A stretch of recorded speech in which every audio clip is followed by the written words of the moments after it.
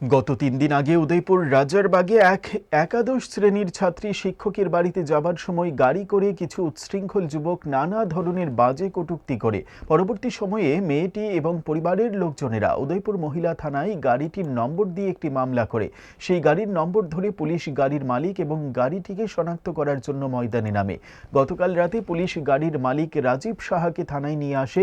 রাজীব সাহাকে জিজ্ঞাসাবাদ করে পুলিশ জানতে পেরেছে সেই দিন ৬ জন যুবক উদয়পুর মোড়াপাড়া থেকে গাড়িটি ভাড়া নিয়ে ডুম্বুরে পিকনিকের জন্য গিয়েছিল। পুলিশের কাছে দুজনের নাম বলেছে গাড়ির চালক রাজীব সাহা।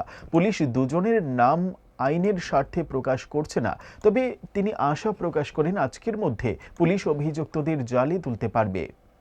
গতকাল একটা রিপোর্ট আসে আমাদের উইমেন পিএসএ, একটা গাড়ি থেকে যার নাম্বার TR03M2289 আর্টিকা গাড়ি, ওইটা থেকে একটি মেয়েকে কিছু কটূক্তি করা হয়। তো আমরা পরে গাড়ির নাম্বারটি ধরে গাড়ির ড্রাইভারের সন্ধান করি এবং গাড়ি ড্রাইভারটিকে আমরা থানাতে ডাকাই। তারপর আমরা জানতে পারি যে ও 6 জন লোককে নিয়ে ডুম্বুরে পিকনিকের উদ্দেশ্যে গিয়েছিল, ভাড়া ট্রিপ নিয়ে গিয়েছিল। তারপর রাজারবাগে ওরা দাঁড়িয়েছিল, তখন ওই মেয়েটি পাশ দিয়ে যাচ্ছিল, তখন এরকম একটা কটূক্তি করেছে। কিন্তু ওই 6 জন ব্যক্তি এখন আইডেন্টিফাই হয়নি, আইডেন্টিফাই হবে বলে আমাদেরকে ড্রাইভার বলল এবং আমরা আমাদের তরফ থেকে চেষ্টা চালাচ্ছি ওই 6 জনকে আইডেন্টিফাই করার জন্য। যে গাড়ি চালক ছিল ওকে কি আটক করা হয়েছে?